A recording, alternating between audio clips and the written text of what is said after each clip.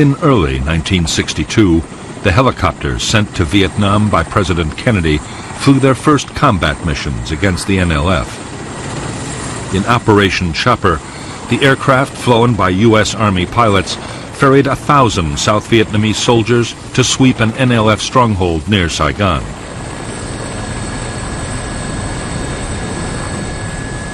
It was the beginning of a whole new phase of the conflict.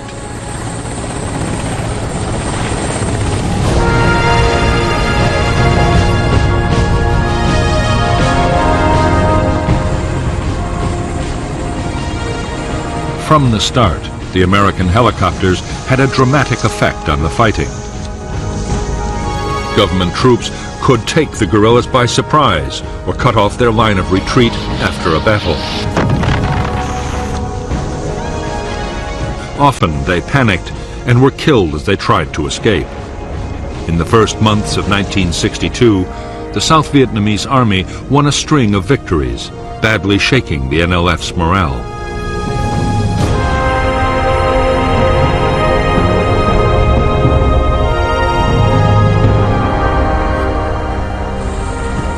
Using helicopters for offensive operations called for a whole new set of tactics.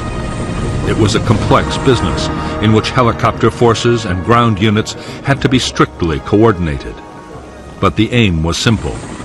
The enemy had to be found, fixed in position, and then defeated. Government troops called it spear and net. Later it would become known as search and destroy.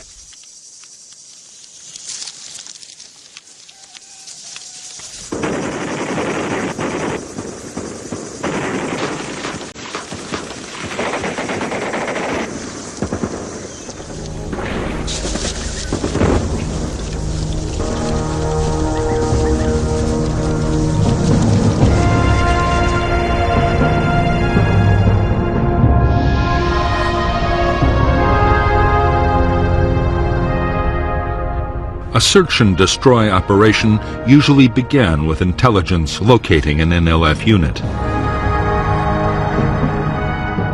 The task then was to place forces to cut off the enemy's retreat. If there was a river nearby, South Vietnamese gunboats were deployed in blocking positions. Infantry on foot and in armored personnel carriers were moved in overland. Meanwhile, American helicopters loaded up with government troops rendezvoused with their escort of ground attack aircraft. After bombing or artillery strikes, the airborne infantry landed and advanced towards the enemy, acting as the offensive spear.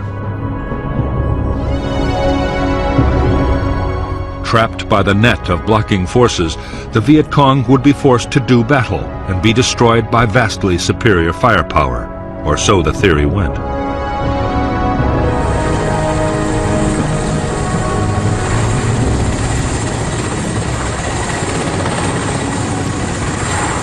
The instant success of helicopter operations seemed to prove that the approach favored by the Americans was the right one. What U.S. advisors wanted now was more and bigger offensive operations.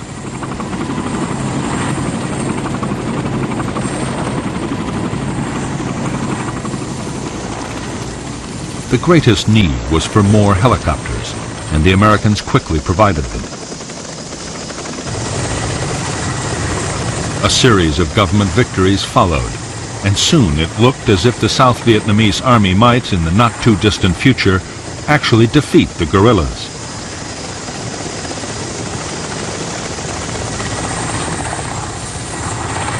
In July 1962, General Paul D. Harkins, head of the U.S. Military Assistance Command in Saigon, reported to Washington that tremendous progress was being made in South Vietnam. It was just what President Kennedy wanted to hear, and in the White House there was a deep sense of relief. They hoped they could bring home all U.S. military personnel by the end of 1965.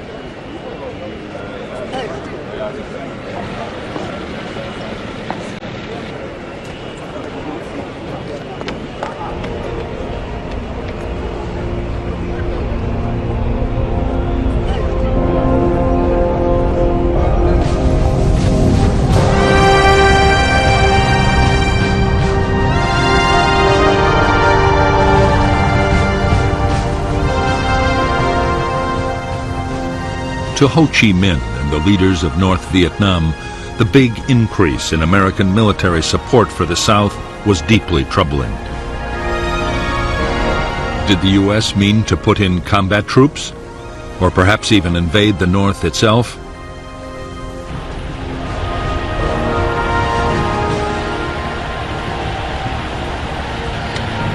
They appealed to the Chinese leader Mao Zedong for help.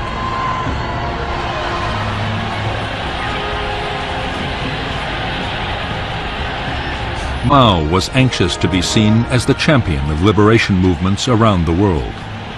He was also determined to counter the American strategy in Vietnam. In the summer of 1962, the Chinese leader promised Ho Chi Minh substantial support for the guerrilla war against the southern government. Right away, North Vietnam would get 90,000 extra rifles for the Viet Cong.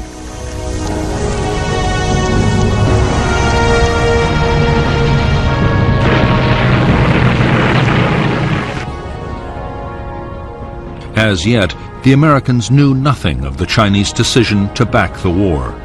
They were still highly optimistic. Although the NLF were not being beaten on the battlefield and had managed to hit over 2,500 hamlets in 1962 alone, pacification programs designed to increase government control over the countryside promised real progress in the villages.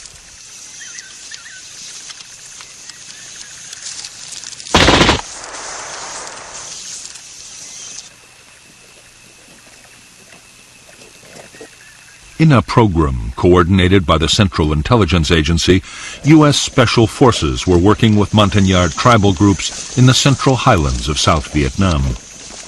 They fortified villages and trained local volunteers to fight the Viet Cong in their own areas. The tactics involved setting ambushes, heavy night patrolling, and above all, responding fast to guerrilla incidents.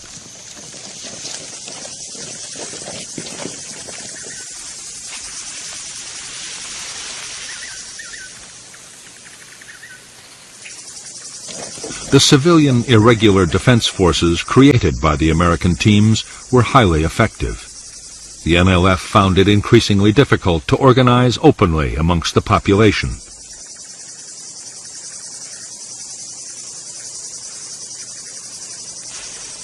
At its peak, the program would encompass thousands of villages and hundreds of thousands of people.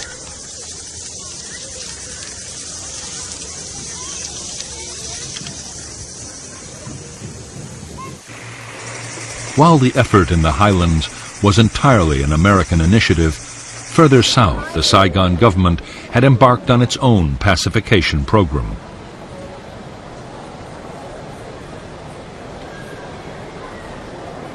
Backed by the CIA, called the Strategic Hamlets Program, the idea was to create 11,000 settlements which could defend themselves from the Viet Cong and bring government authority into the countryside. The campaign was a disaster from the start.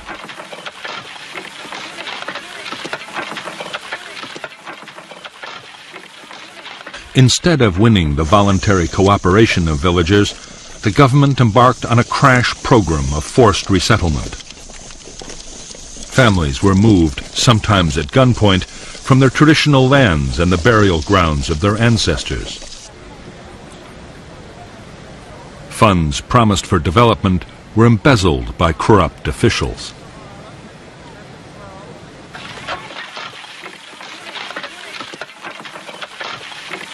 Soon, the strategic hamlets came to be seen by their inhabitants as little better than prisons. The result was a massive upsurge in support for the NLF, who vowed to destroy the strategic hamlets by every means possible.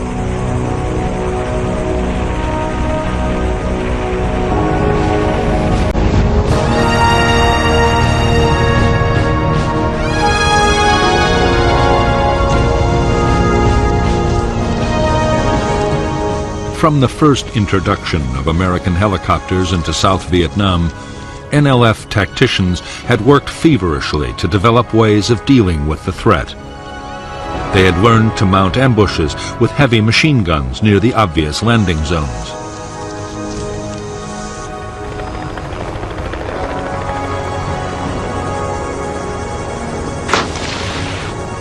They also practiced breaking up their larger units at high speed and melting into the forests or swamps at the first sign of an enemy sweep.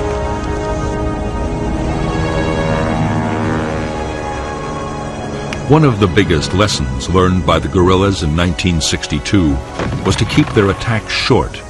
Raids or ambushes were planned to last no more than 15 minutes. The idea was that even with helicopters, government forces would have too little time to react.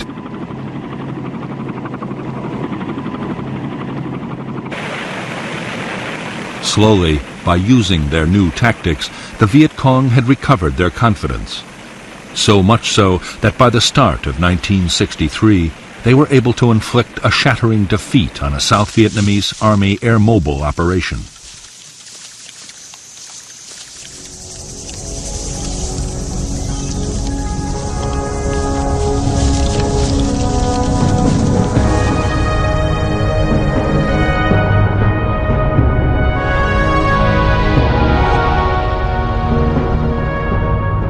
The hamlet of Ap Tan Toi in the Mekong Delta was believed by the South Vietnamese Army to be the location of a Viet Cong headquarters, a radio transmitter, and a small guerrilla force.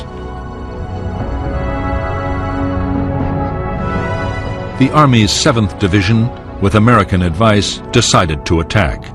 What they didn't know is that they were walking into a trap. The South Vietnamese Army were lured in so the NLF could for the first time test their effectiveness against militia and airborne units. The operation was launched on January 2nd, 1963.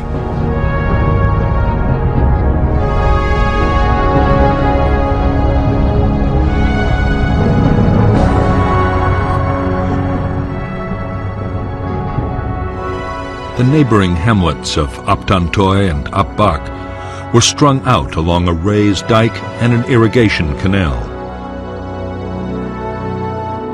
In the tree line was deployed the whole Viet Cong 514th Battalion, reinforced by local guerrillas, altogether nearly 350 men.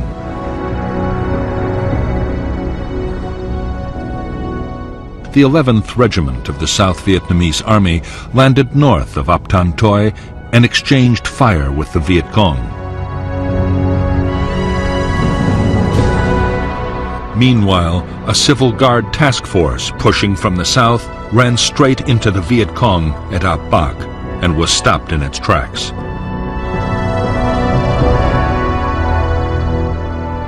Air and artillery strikes were directed at both hamlets, but the Viet Cong were well dug in.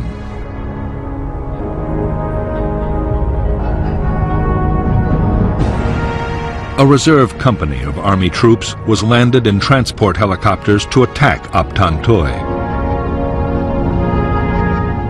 Fire from Ap Bac destroyed 5 aircraft. Next, a company of armored personnel carriers made a disorganized assault on Ap Bac, but was driven off with heavy losses.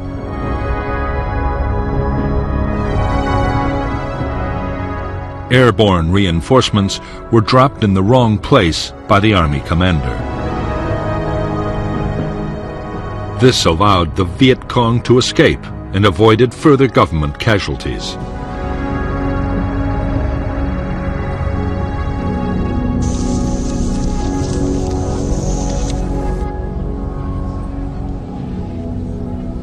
For the Viet Cong, the Battle of Ap Bac was a stunning victory.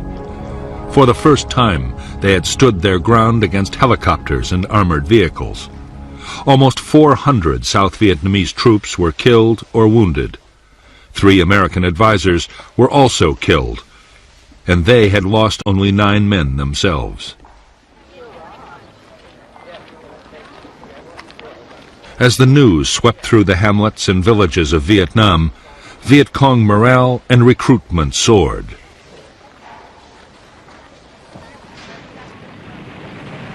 After Ap Bac, the guerrillas sharply accelerated the tempo of their operations. Attacks on strategic hamlets were launched almost every day, and hundreds were overrun.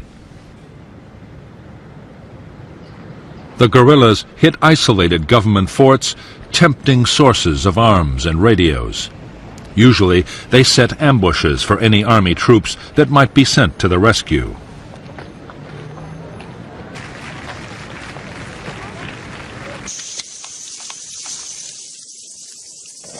The South Vietnamese Army's attempts to find the Viet Cong's big units and make them fight seemed increasingly futile. One major sweep after another failed to find the guerrillas in any numbers.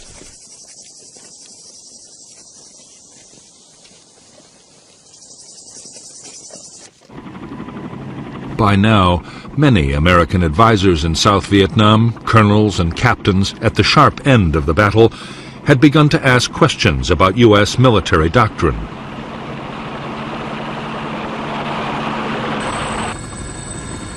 They were training the South Vietnamese to depend on big operations and very heavy firepower. As a result, large numbers of civilians were being killed, which could only increase support for the NLF. And in spite of everything, the guerrillas were usually escaping the net.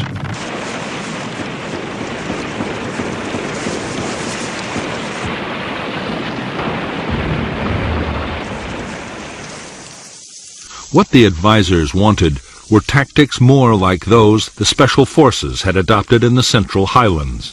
Small unit patrolling, ambushes, and night operations, all the time working closely with local people.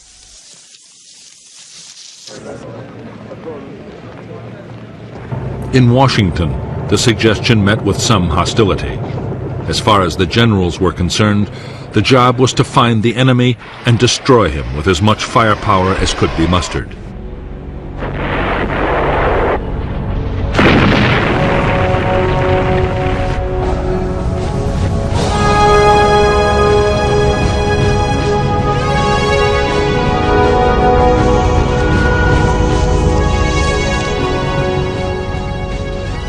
For years, President Diem had filled the ranks of South Vietnam's government officials with fellow Catholics, enraging the majority Buddhist population.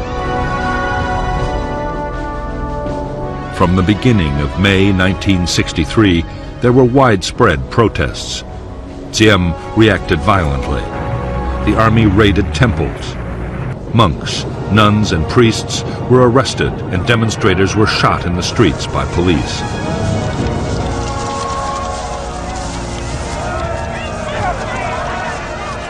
In July, students began their own mass actions in support of the Buddhist cause. By the fall of 1963, South Vietnam was sliding into political chaos. As sheer mismanagement looked set to destroy the country, Army generals directed by the CIA hatched a plan to overthrow the president. American officials, exasperated at Diem's failures, signaled that Washington would not oppose a coup. The plotters made their move on November 1st, 1963, attacking the presidential palace with armor and aircraft. The generals had promised that President Diem would be allowed a safe flight into exile. However, the day after the coup, Diem was brutally murdered along with his brother Nhu by unidentified assassins. 3 weeks later, on November 22, 1963, in the United States, President Kennedy was himself assassinated.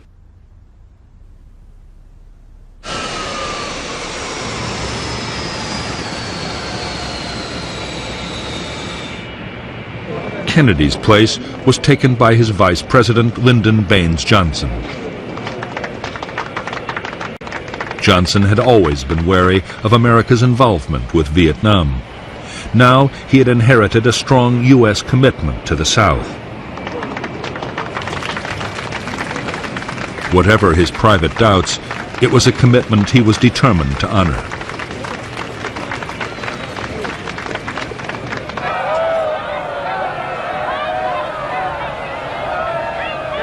The chaos that had engulfed South Vietnam in the closing months of 1963 was seen in North Vietnam as a golden opportunity.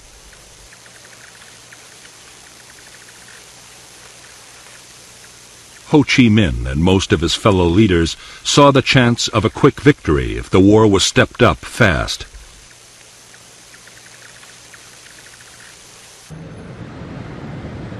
Amongst the North's communist backers, the Soviet Union was opposed to any escalation. But the Chinese leader Mao Zedong had promised his support. If the Americans reacted by invading North Vietnam, China would even deploy combat troops to help the defense.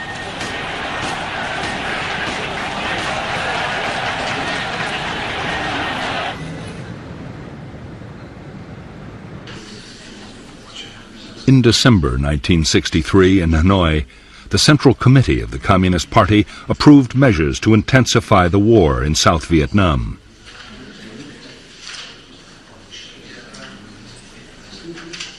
General Giap, the defense minister, had argued for caution, but most of the leadership was against him. The order was given to speed up the flow of men and weapons to the NLF in the south.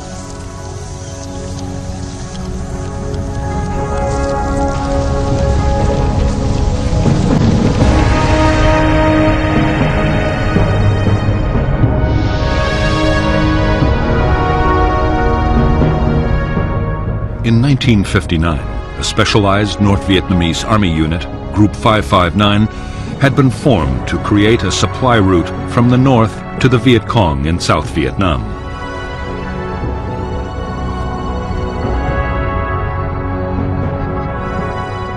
Jungle trails inside the south had proved too vulnerable to government army sweeps, and so, helped by their allies, the Pathet Lao guerrillas in Laos, and with the tacit approval of Prince Sihanouk of Cambodia, Group 559 had taken over the border areas just outside South Vietnam.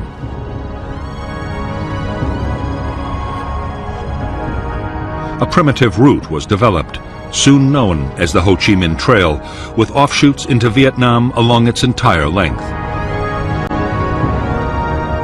By early 1964, the trail was being transformed into a secret jungle highway with depots, air defense, and garrisons of permanent logistics troops.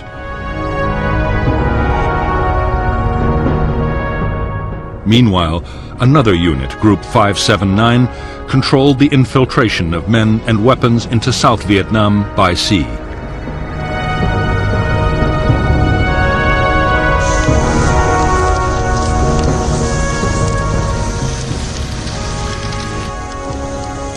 In the first months of 1964, the NLF stepped up their campaign in a concerted effort to push South Vietnam to the edge. With better equipment, leadership and training, the NLF were now attacking in big units, up to 1,000 men at a time.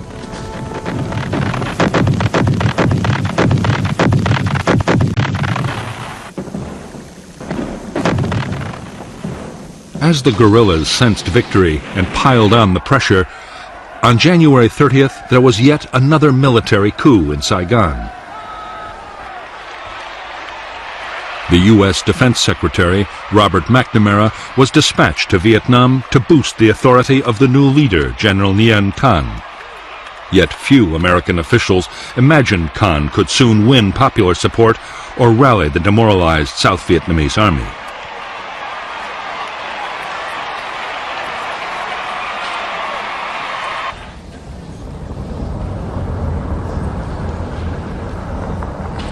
As the crisis in Vietnam deepened, the pressure on President Johnson to take strong action grew almost intolerable. Many of Johnson's political opponents, including the Republican Senator Barry Goldwater, were calling for North Vietnam to be bombed and for U.S. troops to be sent to fight in the South.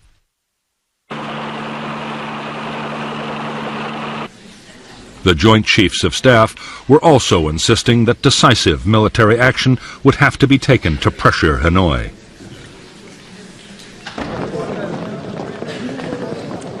From the start, Johnson doubted that the United States could win a war in Southeast Asia. He also believed that neither Congress nor the American people would approve of open military intervention.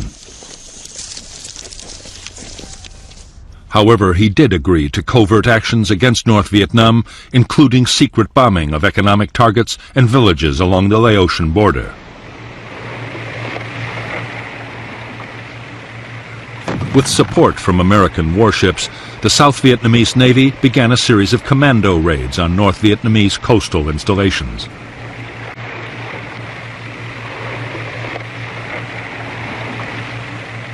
It was one such operation in August 1964 that would set the stage for a dramatic clash between U.S. and North Vietnamese naval forces.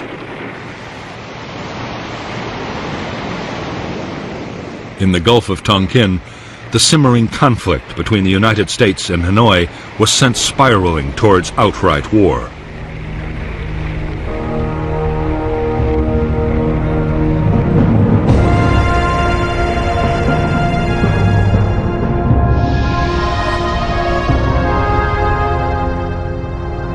On the night of 30th July 1964, South Vietnamese commandos attacked two small North Vietnamese islands in the Gulf of Tonkin. The U.S. destroyer Maddox, an electronic spy ship, was 123 miles south with orders to electronically simulate an air attack to draw North Vietnamese boats away from the commandos.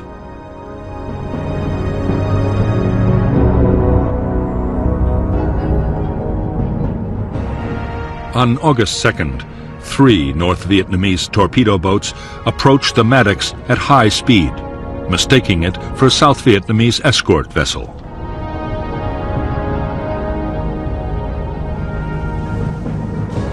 In the engagement that followed, the Maddox sank one of the craft and air support planes damaged the others.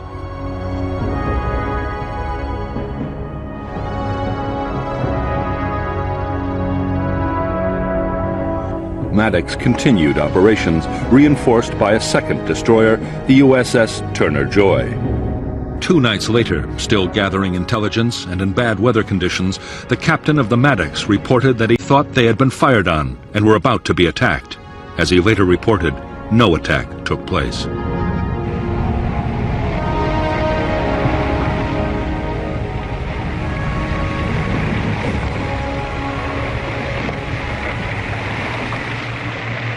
The possibility that the second attack had been imagined by tense sailors in the poor weather conditions was considered and rejected in the White House.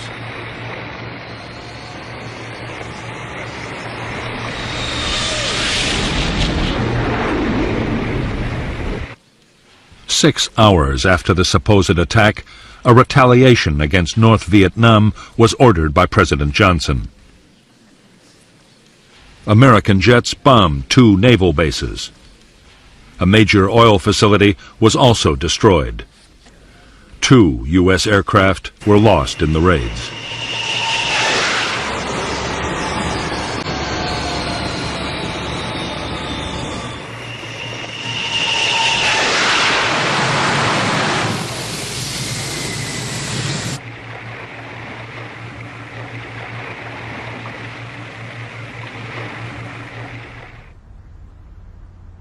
Within hours of the American airstrikes, the Chinese Premier Chou En-lai was calling on the Vietnamese to prepare to fight back. Chinese air units on the Vietnam border were heavily reinforced.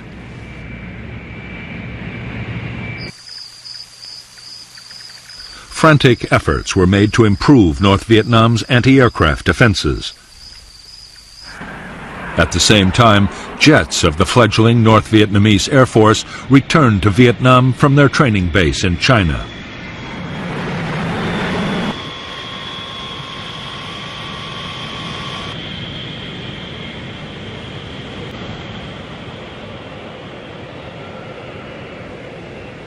The same day that North Vietnamese fighters began operations from their new home airfield, an historic step was taken in Washington. On August 7, 1964, the U.S. Congress passed the Tonkin Gulf Resolution. It gave President Johnson the freedom to take whatever actions he thought necessary to defend Southeast Asia. Johnson now had the power to use military force in Vietnam in almost any way he chose.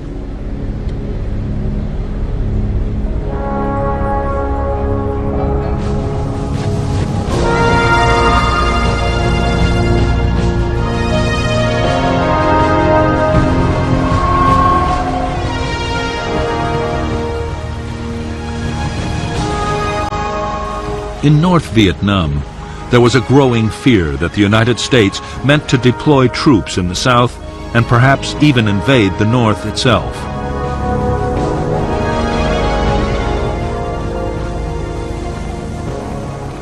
The U.S. might also decide to bomb North Vietnam into the ground. Communist leaders could only hope that fear of China would make the enemy hesitate before taking any drastic steps.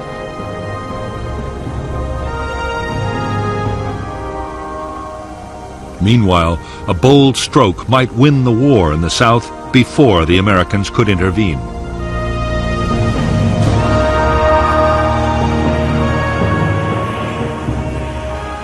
The plan was that the North Vietnamese army should be sent to fight in the South. Supplying them would be no easy task, but their well-trained and heavily armed regiments just might tip the balance. The aim was to topple the weakened South Vietnamese state within little more than a year.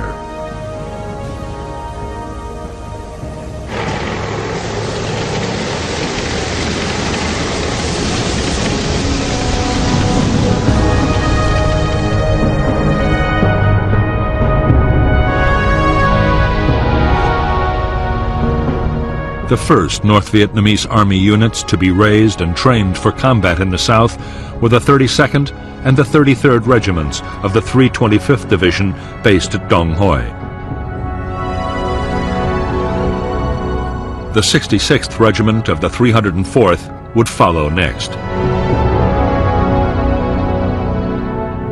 The plan was that starting in October, the troops would march for 6 weeks down the Ho Chi Minh Trail and enter South Vietnam's Central Highlands in early 1965.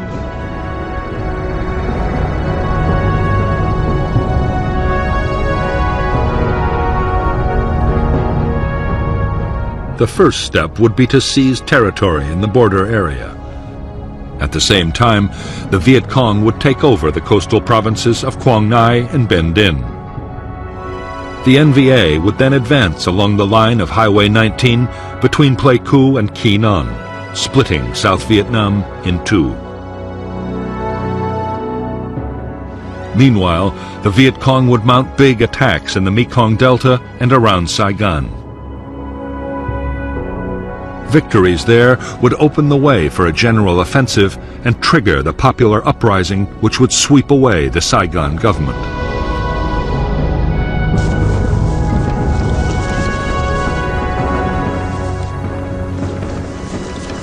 While the North Vietnamese army prepared its divisions for infiltration into the south, the NLF stepped up their campaign. One of their main aims now was to deter the United States from getting more deeply involved in the war. With the U.S. presidential election coming up, reminding Americans that intervention had a price just might pay dividends.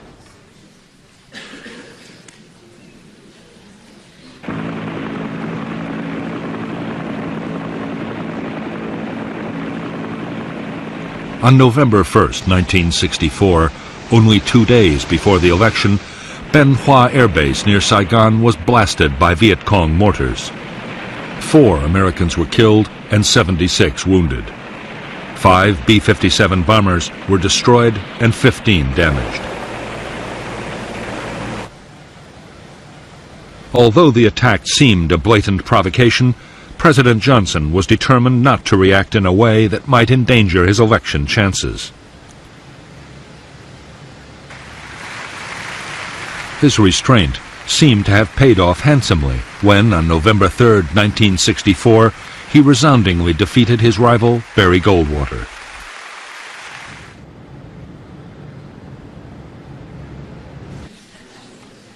By now, Johnson's advisors feared that South Vietnam could be on the brink of collapse. From January 1st, 1965, through to February 7th, 1965, the Viet Cong mounted a series of coordinated attacks across the country. They took and held the village of Binh Gia, only 40 miles from Saigon, severely mauling government army units sent to the rescue.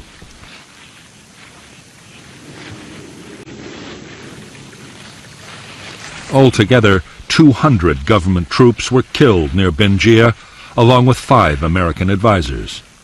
The battle culminated in a devastating ambush that almost wiped out a relief column of elite South Vietnamese Army Rangers.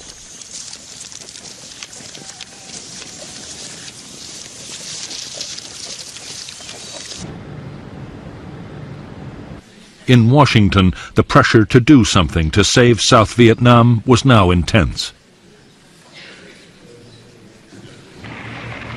Although Johnson doubted that bombing North Vietnam could dissuade it from supporting the Viet Cong guerrillas, he agreed to let military planners prepare a major campaign. Meanwhile, a series of strikes would be launched as reprisals if there was any major attack by the Viet Cong.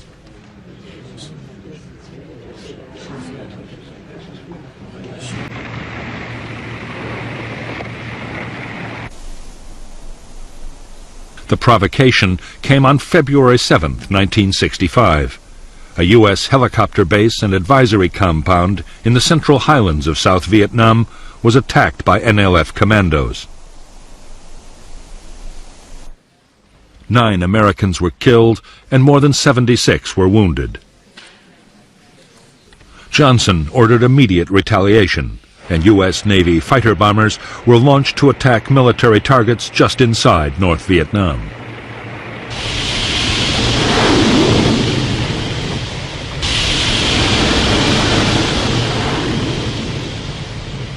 Only 3 days after the U.S. raids, there was another attack by the Viet Cong on Americans. This time, it was a bomb in a hotel at Quy Nhon, which killed 23 U.S. servicemen. More retaliation strikes were launched, and on February 13, 1965, President Johnson authorized a bigger campaign, codenamed Operation Rolling Thunder.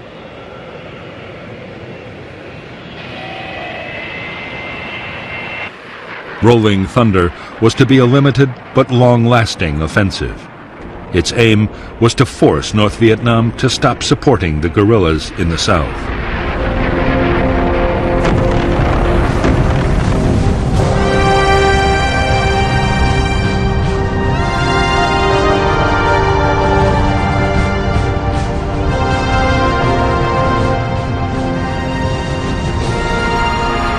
As Operation Rolling Thunder got underway, the chief of the U.S. Military Assistance Command in Saigon, General William C. Westmoreland, grew increasingly worried about the security of bases involved in the campaign.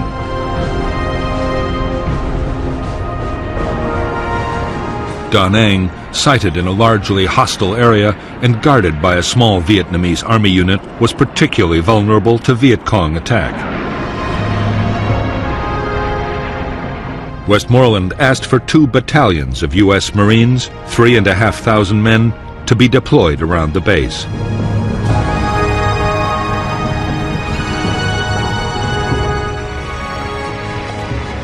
On March 8, 1965, a battalion of the 9th Marine Expeditionary Brigade went ashore at Da Nang.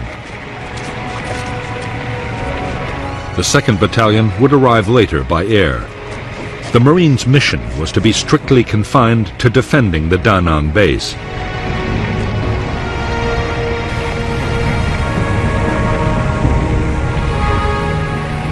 However, even as the troops were landing, General Harold K. Johnson, the Army Chief of Staff, was already in Saigon to talk about much bigger deployments.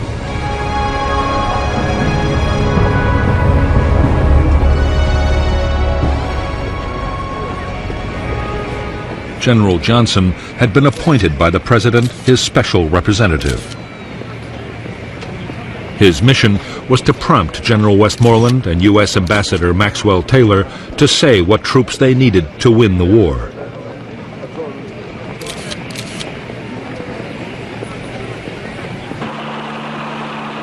In fact, General Johnson and his fellow commanders on the Joint Chiefs of Staff already had a clear idea of the forces they wanted for Vietnam.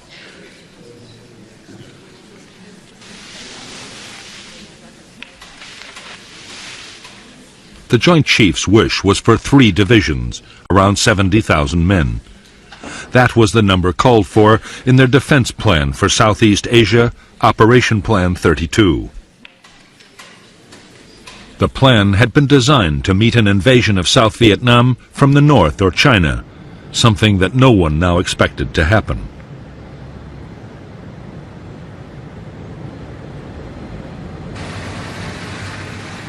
However, as part of the plan, airfields, communications, and other facilities had already been put in place.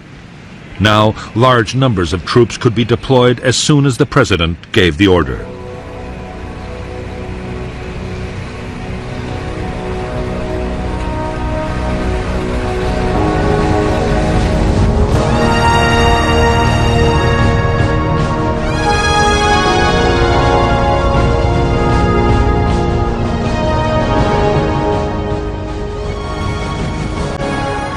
It was American public opinion that most worried President Johnson. He was determined to move slowly on sending more men to Vietnam.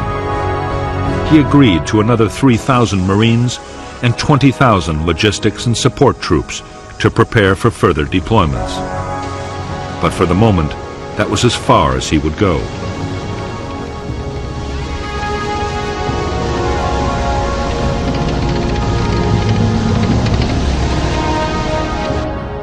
On April 7, 1965, at Johns Hopkins University, President Johnson offered economic aid to North Vietnam in exchange for peace. His offer was brusquely rejected by the North Vietnamese government.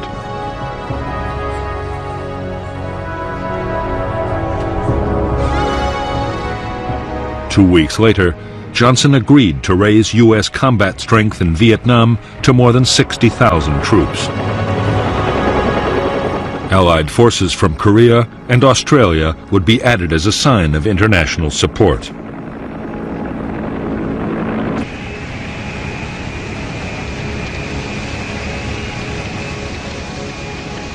There were restrictions on how the U.S. commander in Vietnam, General Westmoreland, would be able to use the troops he had been given. They were to operate only inside clearly defined enclaves around their bases.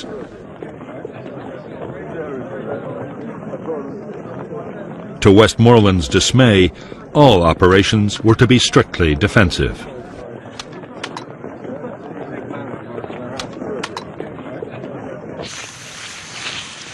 The American policy of defending enclaves would soon be severely tested by the Viet Cong. The guerrillas were planning to unleash a massive offensive. The campaign was designed to inflict the final blows on the tottering South Vietnamese state.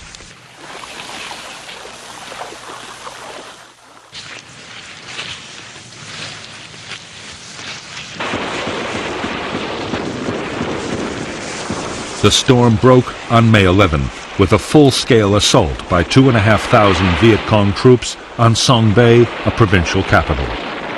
After fierce battles in and around the town, the Viet Cong withdrew, but only after holding Song Bay for nearly 2 days.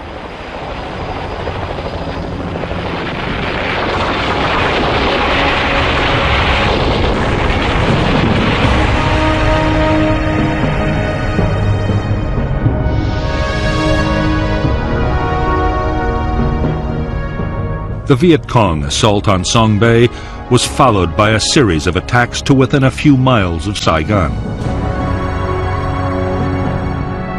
Meanwhile, in the Central Highlands, U.S. intelligence had detected all the elements of the North Vietnamese Army's 325th Division and signs that the 304th was on its way.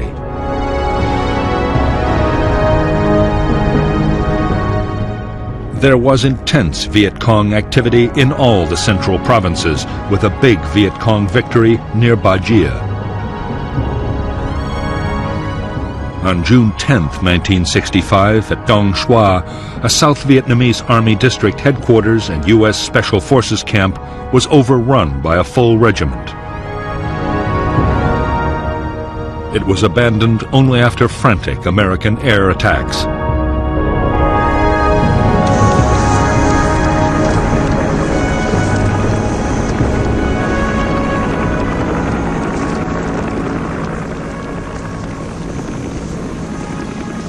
The sheer scale of the Viet Cong's new offensive had far surpassed anything that either the South Vietnamese Army or the Americans had anticipated. The government's best and most mobile battalions had been shattered.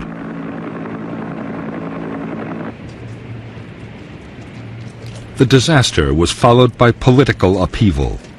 A faction of young military officers installed Air Vice Marshal Key as Prime Minister and General Nguyen Van Thieu as President, openly restoring military government.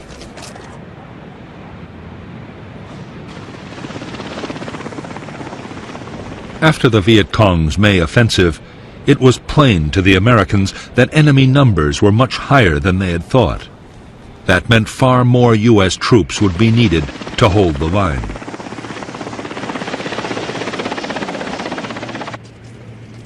Estimates of just how many kept rising until on June 7, 1965, General Westmoreland asked Washington for 200,000 men.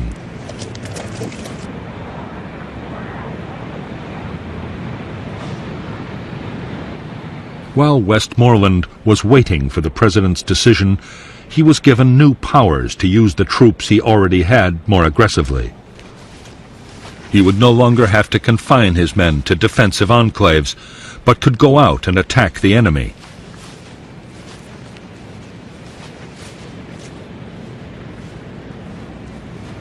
On June 27, 1965, General Westmoreland launched the first purely offensive operation by American ground forces in Vietnam. It was a sweep into NLF territory just northwest of Saigon.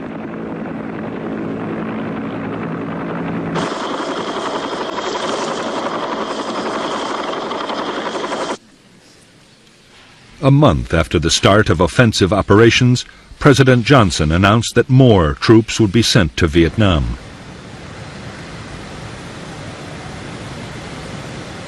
He was still playing down the scale of the commitment, but had already decided to deploy the 200,000 men he had been asked for.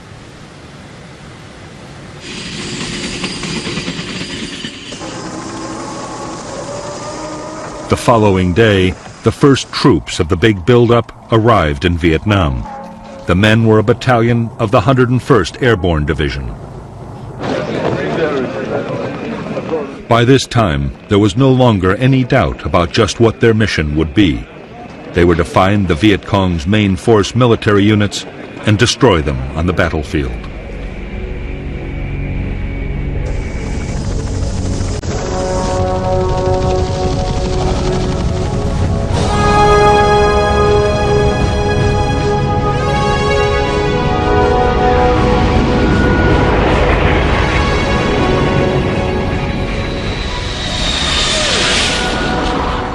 As the buildup of American forces in Vietnam went on, the chances they would be attacked grew by the day.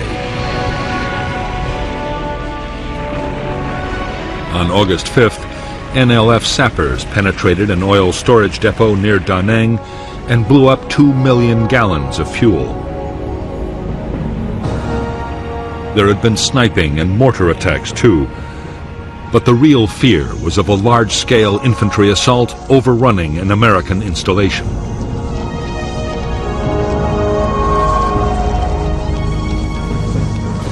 What the Americans needed was accurate and timely intelligence about what the enemy intended to do.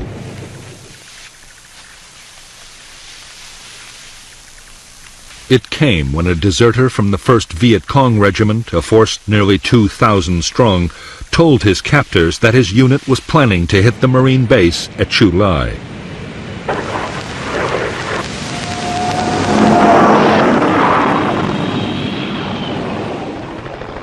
The Marines quickly planned a full-scale operation to trap the Viet Cong regiment in its assembly area. The operation was planned in the strictest secrecy. Codenamed Operation Starlight, and deploying 4,000 troops, it would be the first American regimental-sized battle since the war in Korea.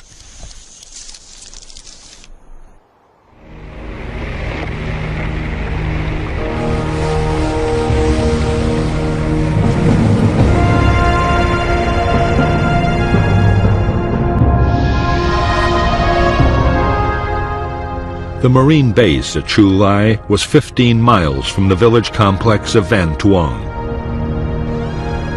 Between the Tra Bong River, the elevation known as Hill 43, and the Phuoc Tuan Peninsula was a fortified Viet Cong base area. There, the 1st Viet Cong Regiment, made up of the 60th and 80th Battalions, had assembled for the attack on Chu Lai. On August 17, 1965, Company M of the 3rd Battalion, 3rd Marines, took up a blocking position on the Tra Bong River. Next morning, the rest of the battalion made an amphibious landing, while 3 more companies were inserted at landing zones Red, White, and Blue. The Marines pushed on from LZ's Red and White, but around Hill 43, near LZ Blue, the entire Viet Cong 60th Battalion was dug in, and there was a fierce battle before the hill was taken.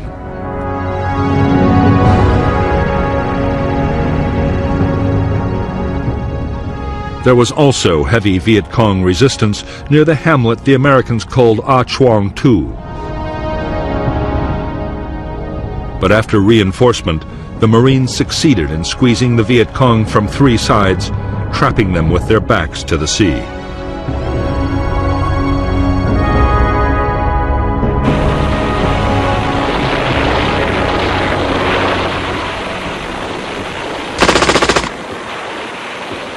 In Operation Starlight, it was the early battles that proved the heaviest. The first 2 companies in action took almost 1/3 casualties. 29 were dead and many wounded, but the Marines had claimed nearly 300 Viet Cong killed.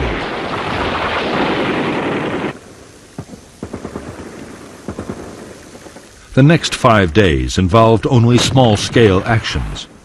As the Marines advanced, the Viet Cong, numbed by the shattering naval, artillery, and air bombardments, fought delaying actions as they tried to disengage.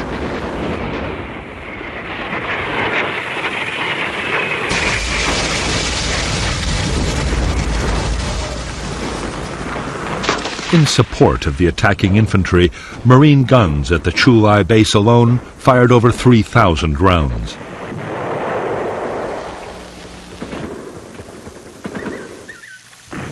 The ships fired another 1,500.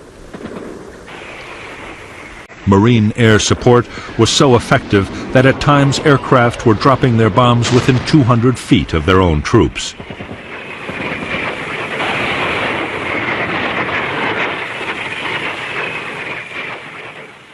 At the end of the operation, nearly 700 Viet Cong were claimed as dead.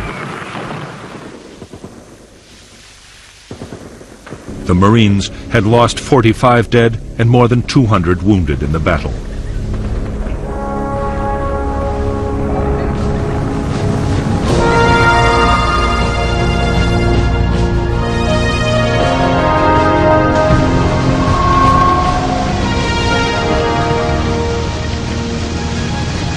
For the United States Marines, Operation Starlight had been a resounding victory. In the first major battle of the war, the guerrillas had been defeated on their own territory and by inexperienced troops.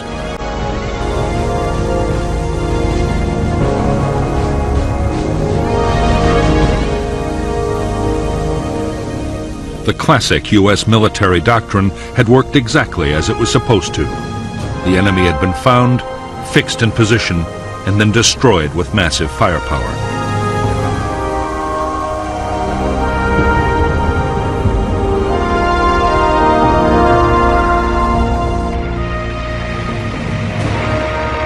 the Marines moved fast to take advantage of their victory in Operation Starlight. They launched a series of attacks against NLF concentrations along the coast.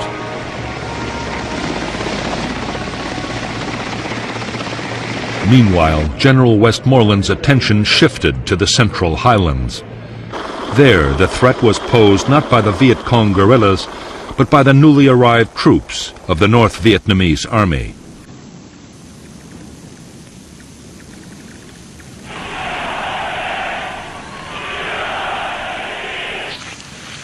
It was against these professional and highly trained regiments that the Americans would fight their next major battle.